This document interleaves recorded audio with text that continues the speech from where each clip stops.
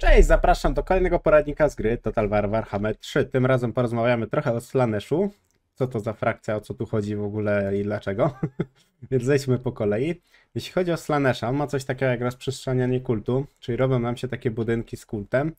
Wtedy jest taka ikonka, na tym mieście możemy sobie najechać i zrobić sobie jakiś tam efekt, który na przykład będzie dawać tobie wiernych, czyli tutaj. I dodatkowo będzie tam gorsze wpływy dla tego posiadacza tej wioski. O co chodzi z tymi wpływami? O to chodzi, że jak sobie wejdziesz w dyplomację, masz gorszący wpływ. Jeśli oni mają na przykład bardziej zaokrąglone, czy mają większy ten wpływ, czyli gorszy, automatycznie mają dyscyplinę walki ze Slaneshami, czyli z nami, czy tam z Kornami, różne gdzieś tam debuffy dostają, więc to jest dosyć dobre, żeby warto to robić. Więc jeśli masz wiernych, to automatycznie na to ich wykorzystuj. O co chodzi z tymi wiernymi? Gromadź tych wiernych poprzez najazdy, grabieże, łupienie osad. Im większa tym kontrola, tym większe wpływy. O to tym chodzi, że wpływy możesz wykorzystać do właśnie rozprzestrzeniania kultu. Dodatkowo możesz tak naprawdę rekrutować armię, przybij armię wyzwańców, tylko musisz posiadać tak naprawdę, ta prowincja wymaga 25 poziomu spaczenia Slanesha, czyli musimy mieć większe spaczenie Slanesha, wtedy możesz przyzwać sobie armię za 300. Te armie, jak się tutaj masz gorsze na początku, tak automatycznie gorszą armię przyzywa. Ale potem to się rozhula i potem jest naprawdę już fajna armia z tego. I dzięki temu możesz mieć dodatkową śmieciową armię, która będzie gdzieś coś tam niszczyła.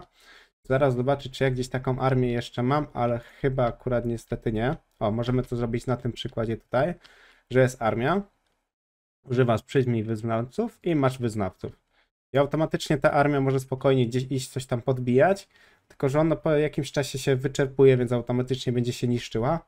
Więc to jest taka armia, żeby na przykład coś podbić, splądrować, albo po prostu się rozsypać na jakich jednostkach, żeby ci pomóc. Warto też takie armie wtedy przyzywać w głównej armii.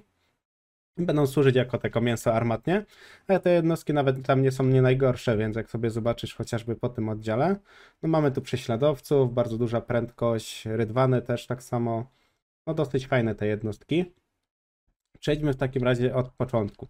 Tutaj masz początkowe miasta, które otrzymujesz po walce, więc to jest tak naprawdę na tym okręgu od wysokich elfów. Co tu warto w ogóle budować? Moim zdaniem musisz zwrócić też uwagę na to, że niektóre rzeczy odblokowują ci technologię, jak na przykład świątynia dekadencji, więc musisz sobie też poczytać o tych niektórych budynkach. Na pewno warto jest zrobić tak naprawdę jednostki tego typu, czyli konnice z wysokiego tiera, bo one są bardzo mocne. Też są bardzo szybkie, więc mogą bardzo łatwo oflankować jakieś jednostki, dojechać artylerię, dojechać strzelców, więc to jest na pewno ważne. Ja zrobiłem na przykład garnizon, bo tutaj zawsze jest dosyć ciężko na początku tym Slaneshem, więc też warto go zrobić. Co tutaj mamy? Na pewno tą świątynię warto kupić, bo musisz sobie odblokować technologię. A tu też nawet są nie najgorsze te potwory, bo pomioty Slanesha są bardzo mocne i szybkie. Znaczy nie są szybkie, ale mają dużo dyscypliny. Na pewno mocnymi jednostkami są wojownicy chaosu, czy tam wybrańcy Slanesha, czyli ten budynek tutaj. Tym bardziej, że on jeszcze daje nam lokalne możliwości werbunkowe i odblokowuje technologię plus limit bohaterek kusicielek, więc to jest mega dobry budynek.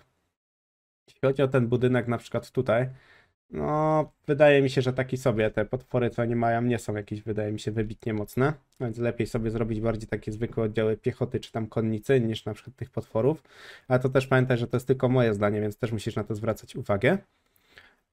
Co tutaj mamy jeszcze? Przychody rozwoju, przychody z lokalnych. No na pewno tu do przychodów jest dosyć spoko ten drzewko, bo tu masz 550 na przykład przychodu, jeśli masz tam bonusy.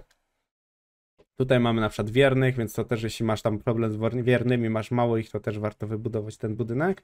Ale u mnie drzewko potoczyło się, jeśli chodzi o budowę, tak. Więc na pewno to jest dobra rada.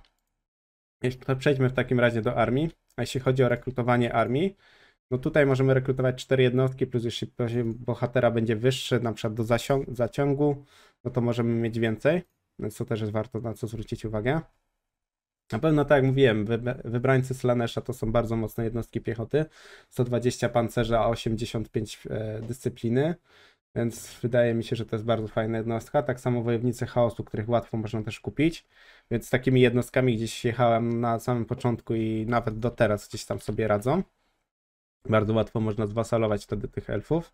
Oni mają też taką mechanikę, że jeśli podbijesz na przykład główną stolicę, bo te elfy już są bardzo osłabione i im podbijesz stolicę, automatycznie możesz ich zwasalować. Czyli jak tutaj sobie zobaczysz, ja mam trybut wasala 9000, czy oni mi po prostu płacą, tak? Oni są moimi sojusznikami, gdzieś tam ci będą pomagać w tej walce, może nie aż tak jakoś za wybitnie, ale czasem coś tam obronią, czasem coś tam podbiją, jak na przykład ten tutaj, czy ten tutaj. Więc warto tych wasalów sobie zwasalować całe te koło, ale wydaje mi się, że dobrą radą jest to, żeby na przykład zostawić jednego albo dwóch elfów i żeby ich po prostu podzielić im te prowincje na pół. Nie tak jak u mnie jest zrobione, że dużo tych prowincji dla każdego, bo to jest wtedy straszny chaos. Jeśli chodzi o dyplomację, łatwo jest tutaj też z kimś dyplomację utrzymywać, przeważnie z wrogimi frakcjami, czy takimi groźnymi, niedobrymi, czy nie Bretonia, tylko na przykład jakieś krasnoludy chaosu, Norska, ogólnie cały chaos. Więc na to też warto zwrócić uwagę i gdzieś z tego korzystać. Co tu jeszcze mogę o tym powiedzieć? Mamy też piekielną manifestację, czyli to, co jest na przykład u Korna. Możesz sobie na przykład zrobić coś takiego, że tutaj masz minus 60 rozwoju u komputera, czyli będzie miał mniejszy rozwój w mieście. Potem mamy na przykład budżet uwodzenia, czy możesz jeszcze jak walczysz sobie z jakimiś jednostkami, mogę to pokazać, już zobaczę. O, przykładowo, jakbyś zaatakował te jednostki, kurde, nie mam jakich tutaj doskoczyć. Chyba, że tu jest jakaś armia, też nie. Poczekaj, puszczę na szybko tą turę, a za Tanczez jeszcze będę mówił. Więc na pewno zwracaj uwagę na budynki. Buduj taką dosyć mocną armię z wojowników chaosu, bo to jest bardzo ważna jednostka. Na pewno utrzymuj jakieś stosunki dyplomatyczne. Na pewno używaj tego kultu, żeby zmniejszyć szanse, znaczy zmniejszyć tak naprawdę morale, czy tam dyscyplinę walki z tą frakcją. Czyli jak budujesz ten budynek kultu, automatycznie zmniejszasz i możesz sobie tam wybrać dodatkowo budynki. O, przykładowo zaatakujmy tego elfa, żeby po prostu zobaczyć. On jest na szybkim marszu, więc będziemy mieć na pewno walkę.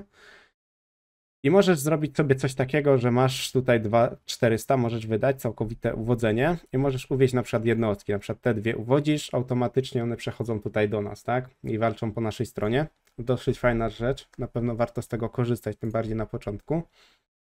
Jeśli chodzi o jeszcze jakieś tutaj rzeczy, no to została nam tak naprawdę tylko technologia. Jeśli chodzi o technologię, to jest straszny młyn. Co tutaj najlepiej wybrać? O co tu w ogóle chodzi? Najlepiej jakiś czas budowy budynków to jest bardzo dobra rzecz. Na pewno jakiś rozwój. Koszt lub bieżna czynu nie. Koszt uwodzenia też ok, jeśli dużo będziesz tego używać. To jest dyplomacja Korna. Na pewno masz takie na przykład rzeczy jak utrzymanie danych jednostek. To jest bardzo ważna ścieżka.